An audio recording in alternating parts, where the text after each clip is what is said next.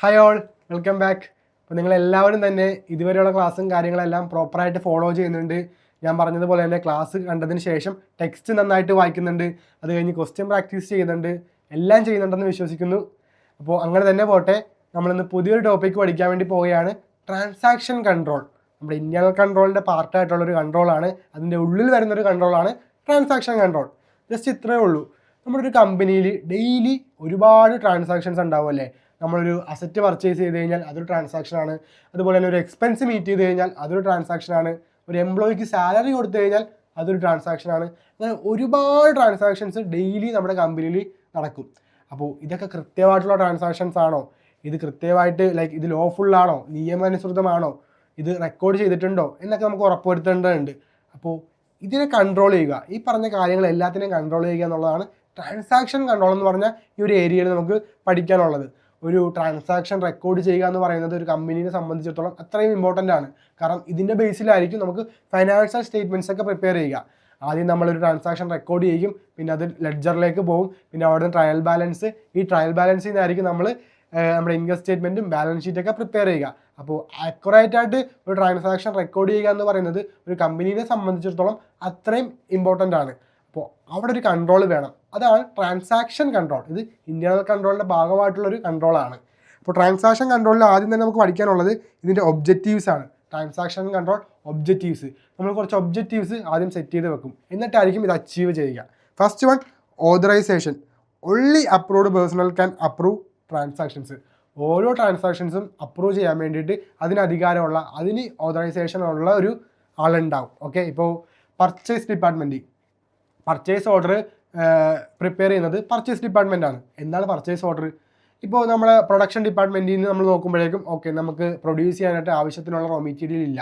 അപ്പോൾ production department purchase ഡിപ്പാർട്ട്മെൻറ്റിലേക്ക് ഒരു requisition ആയിരിക്കും, നമുക്ക് റോ മെറ്റീരിയൽ ഇല്ല, പ്രൊഡ്യൂസ് ചെയ്യാൻ പർച്ചേസ് ചെയ്യണമെന്ന് പറഞ്ഞ്. പർച്ചേസ് ഡിപ്പാർട്ട്മെൻറ്റ് ഒരു പർച്ചേസ് ഓർഡർ മേക്ക് ചെയ്യും അല്ലെ, പ്രിപ്പയർ ചെയ്യും. എന്നിട്ട് ഈ പർച്ചേസ് ഓർഡറും പർച്ചേസ് റിക്വസ്റ്റേഷനൊക്കെ വെച്ച് നോക്കിയിട്ട് പർച്ചേസ് മാനേജർ ആയിരിക്കും ഇതിന് അപ്രൂവ് ചെയ്യുക അല്ലേ. അതിനുള്ള ഓതറൈസേഷൻ ആർക്കാണ്? പർച്ചേസ് മാനേജറിനാണ്. പർച്ചേസ് മാനേജർ നോക്കും, ഓക്കെ കാര്യം മനസ്സിലായി, നമുക്ക് റോ മെറ്റീരിയൽ ഇല്ല, പർച്ചേസ് ചെയ്യണം, അപ്രൂവ് ചെയ്ത്. അപ്പോൾ ഇത് അപ്രൂവ് ചെയ്യേണ്ടത് ആരാണ്? പർച്ചേസ് മാനേജറാണ്. അപ്പോൾ ഇതുപോലെ ഓരോ ട്രാൻസാക്ഷൻസും അപ്രൂവ് ചെയ്യാൻ വേണ്ടിയിട്ട് ഒരാളുണ്ടാവും, അയാൾക്കായിരിക്കും ഓതറൈസേഷൻ അല്ലേ. അതിനാണ് ഓതറൈസേഷൻ എന്ന് പറയുന്നത്. എന്തിനാണ് ഇത് കൊടുക്കുന്നത്? അൺഓതറൈസ്ഡ് ആയിട്ടുള്ള ട്രാൻസാക്ഷൻസ് ഒക്കെ മാറ്റി നിർത്താനായിട്ട്, അതൊക്കെ ഒഴിവാക്കാനായിട്ട്. അപ്പോൾ ഓരോ ട്രാൻസാക്ഷൻസും അപ്രൂവ് ചെയ്യാൻ വേണ്ടിയിട്ട് ഒരാൾക്ക് ഓതറൈസേഷൻ ഉണ്ടാവും അല്ലേ, ആളായിരിക്കും അത് അപ്രൂവ് ചെയ്യേണ്ടത്. Then completeness. All valid transactions are recorded. എല്ലാ ട്രാൻസാക്ഷൻസും റെക്കോർഡ് ചെയ്തിരിക്കണം. ഒരു കമ്പനിയിൽ നടക്കുന്ന ഏതൊരു ട്രാൻസാക്ഷനും റെക്കോർഡ് ചെയ്തിരിക്കണം. ഏതൊരു transaction in the sense all valid transactions കേട്ടോ, വാലിഡിറ്റി ഉള്ള ട്രാൻസാക്ഷൻസ് എല്ലാം റെക്കോർഡ് ചെയ്തിരിക്കണം. ഓക്കെ, കാരണം എന്താണ്, ഞാൻ പറഞ്ഞതുപോലെ തന്നെ ട്രാൻസാക്ഷൻസ് റെക്കോർഡ് ചെയ്യേണ്ട ബേസിലായിരിക്കും നമുക്ക് ഫൈനാൻഷ്യൽ സ്റ്റേറ്റ്മെൻറ്റ്സ് ഒക്കെ പ്രിപ്പയർ ചെയ്യാനായിട്ടുള്ളത്. അപ്പോൾ ട്രാൻസാക്ഷൻസ് റെക്കോർഡ് ചെയ്യുക എന്ന് പറയുന്നത് അത്രയും ഇമ്പോർട്ടൻ്റ് ആണ്. ദെൻ ആക്യുറസി, അതായത് എറർ ഫ്രീ ആയിരിക്കണം. Transactions are recorded correctly, classified properly and on time അല്ലേ. അതായത് കൃത്യസമയത്ത് എററൊന്നും ഇല്ലാണ്ട് അത് റെക്കോർഡ് ചെയ്യണം. ഇപ്പോൾ നമുക്കൊരു $1000 സെയിൽ നടന്നിട്ടുണ്ടെങ്കിൽ അത് 500 ആയിട്ട് റെക്കോർഡ് ചെയ്യരുത് അല്ലേ, അത് കറക്റ്റായിട്ട് റെക്കോർഡ് ചെയ്യണം. ഇതെന്താണ്, ഇതൊരു എററാണല്ലേ. അപ്പോൾ ഇവിടെ ഒരു എറർ സംഭവിച്ചിട്ടുണ്ട്, അപ്പോൾ ഇങ്ങനെ കറക്റ്റായിട്ട് റെക്കോർഡ് ചെയ്യണം. 1000 സെയിൽസ് നടന്നിട്ടുണ്ടെങ്കിൽ അത് 1000 ആയിട്ട് തന്നെ റെക്കോർഡ് ചെയ്യണം. അതല്ല 500 ആയിട്ട് റെക്കോർഡ് ചെയ്ത് കഴിഞ്ഞാൽ അവിടെ അത് കറക്റ്റ് അല്ല, അവിടെ എറർ ഉണ്ട്, അവിടെ അത് ആക്യുറേറ്റ് അല്ല അല്ലേ. അപ്പോൾ ആക്യുറസി ഉണ്ടായിരിക്കണം, കൃത്യമായിട്ട് കാര്യങ്ങൾ റെക്കോർഡ് ചെയ്യാൻ വേണ്ടി പറ്റണം. ഇപ്പോൾ രാജു എന്ന് പറഞ്ഞൊരു അക്കൗണ്ടിൽ, രാജുവിൻ്റെ ലെഡ്ജറിൽ നമുക്ക് പോസ്റ്റ് ചെയ്യണം. പക്ഷെ നമ്മൾ നേരെ കൊണ്ടുപോയിട്ട് നമ്മൾ ജോണിൻ്റെ അക്കൗണ്ടിൽ കൊണ്ടുപോയി പോസ്റ്റ് ചെയ്തു. എന്താണ്, അതൊരു എററാണ്. അപ്പോൾ കാര്യങ്ങളെല്ലാം കൃത്യമായിട്ട് റെക്കോർഡ് ചെയ്യണം, അതിനകത്ത് ആക്യുറസി ഉണ്ടാകണം, എറർ ഫ്രീ ആയിരിക്കണം അല്ലേ. അതാണ് ഈ പറയുന്നത് transactions are recorded correctly, classified properly, on time. കൃത്യസമയത്ത് കൃത്യമായിട്ട് ക്ലാസിഫൈ ചെയ്യണം, അതുപോലെ തന്നെ അത് കൃത്യമായിട്ട് റെക്കോർഡ് ചെയ്യണം. Then validity. Transactions are truly represent lawful economic events authorised by management. അതായത് ഒരു ട്രാൻസാക്ഷൻ എങ്ങനെയാണ് വാലിഡ് ആണത്, അത് ലോഫുൾ ആയിരിക്കണം, അതുപോലെ തന്നെ അത് അപ്രൂവ് ചെയ്തിരിക്കണം അല്ലേ. ആര് അപ്രൂവ് ചെയ്യണം? ആർക്കാണ് ഓതറൈസേഷൻ ഉള്ളത്? ഇപ്പോൾ പർച്ചേസ് ഓർഡർ അപ്രൂവ് ചെയ്യാൻ വേണ്ടി ഓതറൈസേഷൻ ഉള്ള ആർക്കായിരുന്നു? പർച്ചേസ് മാനേജറിനായിരുന്നു. അപ്പോൾ പർച്ചേസ് മാനേജർ അപ്രൂവ് ചെയ്ത പർച്ചേസ് ഓർഡർ മാത്രമേ അത് എന്താകത്തുള്ളൂ, വാലിഡ് ആകത്തുള്ളൂ അല്ലേ. ആ ഒരു ട്രാൻസാക്ഷൻ മാത്രമേ വാലിഡ് ആകത്തുള്ളൂ. അല്ലാതെ പർച്ചേസ് മാനേജർ അപ്രൂവ് ചെയ്യാത്ത ഒരു ട്രാൻസാക്ഷനും പർച്ചേസുമായിട്ട് ബന്ധപ്പെട്ടുള്ളത് അപ്രൂവ് ആകത്തില്ല അല്ലെ, അത് വാലിഡ് ആകത്തില്ല. പർച്ചേസ് മാനേജർ അപ്രൂവ് ചെയ്തിട്ടുള്ള ട്രാൻസാക്ഷൻസ് മാത്രമേ പർച്ചേസുമായിട്ട് ബന്ധപ്പെട്ട് പർച്ചേസ് മാനേജർ അപ്രൂവ് ചെയ്തിട്ടുള്ള ട്രാൻസാക്ഷൻസ് മാത്രമേ വാലിഡ് ആകത്തുള്ളൂ. അതുപോലെ തന്നെ ലോഫുൾ, നിയമാനുസൃതമായിരിക്കണം ഓരോ ട്രാൻസാക്ഷൻസും. അതാണ് വാലിഡിറ്റിയിൽ പറയുന്നത്. Then physical safeguard and security, access to assets and system is restricted to authorised personnel. അതായത് നമ്മുടെ സിസ്റ്റത്തിലേക്കും നമ്മുടെ അസറ്റിലേക്കുള്ള ആക്സസ് റെസ്ട്രിക്റ്റഡ് ആണ്. ഇപ്പോൾ ഒരു കമ്പനിയിലെ ഒരു എംപ്ലോയിക്ക് നമ്മുടെ സിസ്റ്റത്തിലെ എല്ലാ ഡാറ്റയും കാണേണ്ട ആവശ്യമില്ല അല്ലേ. അയാൾക്ക് എന്താണോ ആളുടെ ആവശ്യം എന്താണോ, ഇപ്പോൾ ഒരു അക്കൗണ്ടൻറ്റിനെ സംബന്ധിച്ചിടത്തോളം അക്കൗണ്ടൻറ്റ് കാണേണ്ട കുറച്ച് ഡാറ്റാസ് ഉണ്ട് നമ്മുടെ സിസ്റ്റത്തിൽ. അപ്പോൾ അത് മാത്രം കണ്ടാൽ മതി, അത് മാത്രം കാണിച്ചു കൊടുക്കും, അതിലേക്ക് മാത്രമേ ആക്സസ് ഉണ്ടാകത്തുള്ളൂ. അപ്പോൾ റെസ്ട്രിക്റ്റഡ് ആയിരിക്കും ആക്സസ്. ഒരാൾക്ക് എല്ലാത്തിലേക്കുള്ള ആക്സസ് ഒന്നും ഉണ്ടാവില്ല, അത് റെസ്ട്രിക്റ്റഡ് ആയിരിക്കും. അതെന്തിനാണ്? ഫ്രോഡും അതുപോലെ തന്നെ തെഫ്റ്റൊക്കെ ഒഴിവാക്കാനാണ്. Then error handling, errors R detected, corrected and reported promptly. അതായത് ഒരു എറർ ഉണ്ടെങ്കിൽ അത് കൃത്യമായിട്ട് കണ്ടുപിടിക്കുക, അത് കറക്റ്റ് ചെയ്യുക, അത് റിപ്പോർട്ട് ചെയ്യുക. ഞാൻ നേരത്തെ പറഞ്ഞതുപോലെ നമ്മൾ 1000 റുപ്പീസിൻ്റെ സെയിലി 500 ആയിട്ട് റെക്കോർഡ് ചെയ്തു. 1000 റുപ്പീസിൻ്റെ സെയിലി 500 ആയിട്ട് റെക്കോർഡ് ചെയ്തു. ഇതെന്താണ്? ഇവിടെ ഒരു എറർ ഉണ്ടല്ലേ. അപ്പോൾ ഇത് കൃത്യമായിട്ട് കണ്ടുപിടിച്ചിട്ട് അത് കറക്റ്റ് ചെയ്യുക, അത് കറക്റ്റ് ചെയ്യുക, കറക്റ്റ് ചെയ്തിട്ട് റിപ്പോർട്ട് ചെയ്യുക. അതാണ് എറർ ഹാൻഡ്ലിംഗ് എന്ന് പറയുന്നത്. അത് പ്രോപ്പറായിട്ട് ഹാൻഡിൽ ചെയ്യണം. ദെൻ അടുത്തത് സെഗ്രിഗേഷൻ ഓഫ് ഡ്യൂട്ടീസ്. ഞാൻ ഫസ്റ്റ് ടൈം തൊട്ട് പറയുന്നതാണ് ഡ്യൂട്ടീസ് സെഗ്രിഗേറ്റ് ചെയ്ത് കൊടുക്കുക, അതായത് സെപ്പറേറ്റ് ചെയ്ത് കൊടുക്കുക. ക്യാഷ് കളക്ട് ചെയ്യുന്ന ആൾ തന്നെ ക്യാഷ് അത് റെക്കോർഡ് ചെയ്യാനും ഡെപ്പോസിറ്റ് ചെയ്യാനും പാടില്ല. അവിടെ എന്താണ്? ഫ്രോഡ് നടക്കുമല്ലേ, അവിടെ ഒരു ഫ്രോഡ് കണ്ടക്ട് ചെയ്യാൻ വേണ്ടി സാധ്യതയുണ്ട്. അപ്പോൾ ഡ്യൂട്ടീസിനെ സെപ്പറേറ്റ് ചെയ്ത് കൊടുക്കുക. ക്യാഷ് കളക്ട് ചെയ്യാനുള്ള ഡ്യൂട്ടി ഒരാൾക്ക് കൊടുക്കുക, അത് റെക്കോർഡ് ചെയ്യാനുള്ള ഡ്യൂട്ടി വേറെ ഒരാൾക്ക് കൊടുക്കുക, അതുപോലെ തന്നെ അത് ഡെപ്പോസിറ്റ് ചെയ്യാനുള്ള ഡ്യൂട്ടി വേറെ ഒരാൾക്ക് കൊടുക്കുക. അപ്പോൾ segregation of duties, no one person can both commit and conceal and irregularity അല്ലേ. അതായത് ഒരാൾ തന്നെ ഒന്നിൽ കൂടുതൽ ജോലി ചെയ്യാൻ പാടില്ല. ക്യാഷ് കളക്ട് ചെയ്യുന്ന ആൾ തന്നെ ക്യാഷ് ഡെപ്പോസിറ്റ് ചെയ്യുകയും ക്യാഷ് റെക്കോർഡ് ചെയ്യുകയും ചെയ്ത് കഴിഞ്ഞാൽ ആൾക്ക് അവിടെ എന്ത് നടത്താനുള്ള ഓപ്പർച്യൂണിറ്റി ഉണ്ട്? ഫ്രോഡ് നടത്താനുള്ള ഓപ്പർച്യൂണിറ്റി ഉണ്ട്. അപ്പോൾ അത് ഒഴിവാക്കുക. അപ്പോൾ ഇത്രയും കാര്യങ്ങളാണ് നമുക്ക് ട്രാൻസാക്ഷൻ കൺട്രോളിലുള്ള ഒബ്ജക്റ്റീവ്സ്. നിങ്ങൾക്ക് മനസ്സിലായിട്ടുണ്ടെന്ന് വിചാരിക്കുന്നു. Then types of transaction control activities. നമ്മൾ ഈ ഒബ്ജക്റ്റീവ്സ് ഒക്കെ സെറ്റ് ചെയ്ത് വെച്ചിട്ടുണ്ടല്ലേ.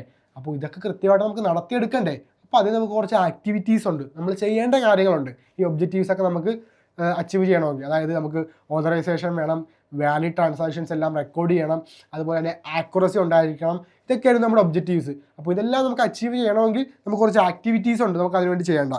അതാണ് transaction control activities. Authorisation and approval, confirm validity of transactions.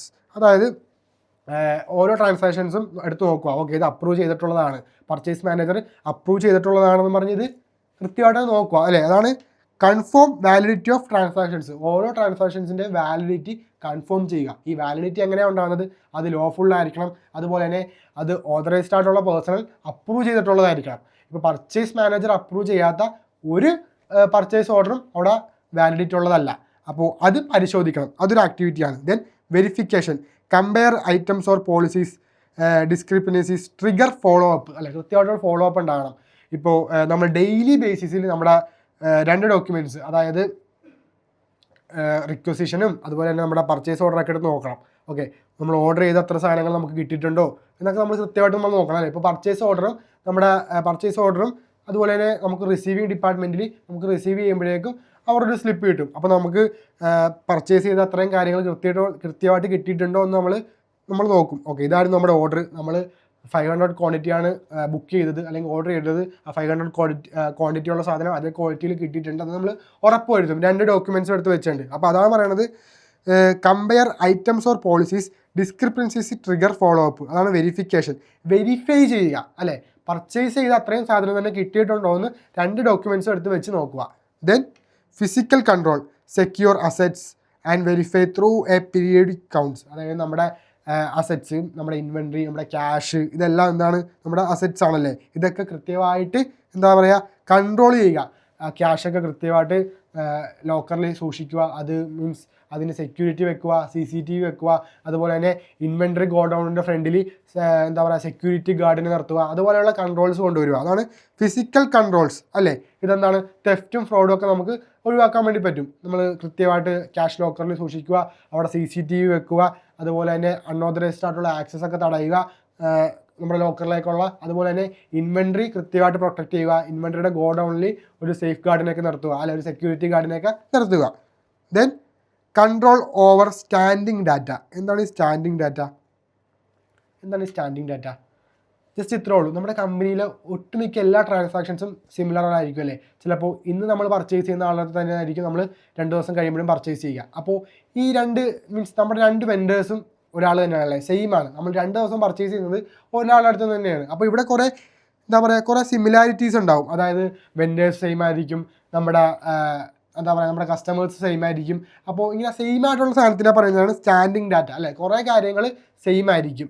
അപ്പോൾ ഈ സ്റ്റാൻഡിങ് ഡാറ്റയുടെ പുറത്തൊരു കൺട്രോൾ ഉണ്ടാകണം.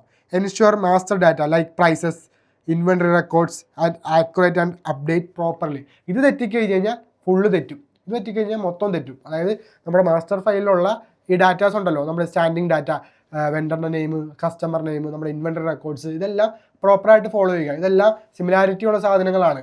അപ്പോൾ ഇത് തെറ്റിക്കഴിഞ്ഞ് കഴിഞ്ഞാൽ ഫുള്ള് തെറ്റും. അപ്പോൾ ഇതിൻ്റെ മുഖത്തൊരു കൺട്രോൾ ഉണ്ടാവുക. Then reconciliation. എന്താണ് റെക്കൺസിലിയേഷൻ? നമ്മൾ ഡെയിലി പരിശോധിക്കുക.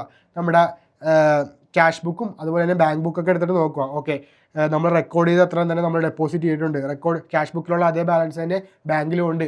അപ്പോൾ അത് കൃത്യമായിട്ട് നോക്കുക. അതാണ് റെക്കൺസിലിയേഷൻ, പരിശോധിക്കുക. എന്തെങ്കിലും ഫ്രോഡോ കാര്യങ്ങളോ ഉണ്ടെങ്കിൽ നമുക്ക് അവിടെ മനസ്സിലാവും. Compare records bank was internally to ensure completeness and accuracy. ഇപ്പോൾ നമ്മുടെ ക്യാഷ് ബുക്കിലുള്ള ബാലൻസ് ബാങ്കിലില്ല. അപ്പോൾ എന്താ ശേഷം ആരോ അടിച്ചു മാറ്റിയിട്ട് ബാക്കിയാണ് കൊണ്ട് ഡെപ്പോസിറ്റ് ചെയ്തിരിക്കുന്നത് നമുക്ക് മനസ്സിലാവും. അപ്പോൾ റെക്കൺസിലിയേഷൻ അത്രയും ഇമ്പോർട്ടൻ്റ് ആണ്. Then supervisory and controls. Supervisors review control activities for completeness and compliance. നമ്മളിതെല്ലാം സെറ്റ് ചെയ്ത് വെച്ചിട്ട് ഇത് നമ്മൾ ഒരു മേൽനോട്ടം വഹിക്കുക അല്ലെ. ഈ ആക്ടിവിറ്റീസൊക്കെ കൃത്യമായിട്ട് നടക്കുന്നുണ്ടോ എന്നൊരു മേൽനോട്ടം വഹിക്കുക. ചെക്ക് റെക്കൺസിലിയേഷൻ തന്നെ നമ്മൾ കുറേ ആക്ടിവിറ്റീസ് ഇംപ്ലിമെൻറ്റ് ചെയ്യണമെന്ന് പറഞ്ഞു അല്ലേ. അതായത് ഓതറൈസേഷൻ ആൻഡ് അപ്രൂവൽ നടക്കുന്നുണ്ടോ എന്ന് നോക്കണമെന്ന് പറഞ്ഞു, അതുപോലെ തന്നെ വെരിഫിക്കേഷൻ വേണമെന്ന് പറഞ്ഞു, അത് തന്നെ കൺട്രോൾ ഓവർ സ്റ്റാൻഡിങ് ഡാറ്റ വേണമെന്ന് പറഞ്ഞു, ദെൻ റെക്കൺസിൽ ചെയ്യണമെന്ന് പറഞ്ഞു അല്ലേ, പരിശോധിക്കണമെന്ന് പറഞ്ഞു. Then last supervisory controls. ഇതെല്ലാം നടക്കുന്നുണ്ടോ എന്ന് പരിശോധിക്കുക, മോണിറ്റർ ചെയ്യുക. Supervisory reviews control activities or completeness and compliance. ഇതെല്ലാം കൃത്യമായിട്ട് നിയമപരമായിട്ട് നടക്കുന്നുണ്ടോന്നൊരു മേൽനോട്ടം വഹിക്കുക എന്നാണ് ലാസ്റ്റ് ആക്ടിവിറ്റി. അപ്പോൾ നമ്മളിപ്പോൾ ട്രാൻസാക്ഷൻ കൺട്രോളിൻ്റെ ഒബ്ജക്റ്റീവ്സും പഠിച്ചു, ട്രാൻസാക്ഷൻ കൺട്രോളിൻ്റെ ആക്ടിവിറ്റീസും പഠിച്ചു. ഈ ഒബ്ജക്റ്റീവ്സ് അച്ചീവ് ചെയ്യണമെങ്കിൽ നമുക്ക് ഈ ആക്ടിവിറ്റി വേണം. എന്താണ് ഒബ്ജക്റ്റീവ്? ഫസ്റ്റ് നമുക്ക് ഓതറൈസേഷൻ അല്ലേ. അതായത് ഒരു ട്രാൻസാക്ഷൻ അപ്രൂവ് നൽകാൻ വേണ്ടി ഒരാൾക്ക് ഒരു ഓതറൈസ്ഡ് പേഴ്സണൽ ഉണ്ടാകും. അപ്പോൾ എന്തായിരുന്നു അതിൻ്റെ ആക്ടിവിറ്റി? ഇയാൾ ഓതറൈസ്ഡ് ചെയ്തിട്ടുണ്ടോ എന്ന് നോക്കണം അല്ലേ. അതായത് പർച്ചേസ് മാനേജർ അപ്രൂവ് ചെയ്തിട്ടുള്ളതിന് മാത്രമേ വാലിഡിറ്റി ഉണ്ടാകത്തുള്ളൂ. അപ്പോൾ അതായിരുന്നു അതിൻ്റെ ആക്ടിവിറ്റി. ഈ ഒബ്ജക്റ്റീവ് നമുക്ക് അച്ചീവ് ചെയ്യണമെങ്കിൽ ഇത് നടന്നിട്ടുണ്ടോ എന്ന് പരിശോധിക്കണം.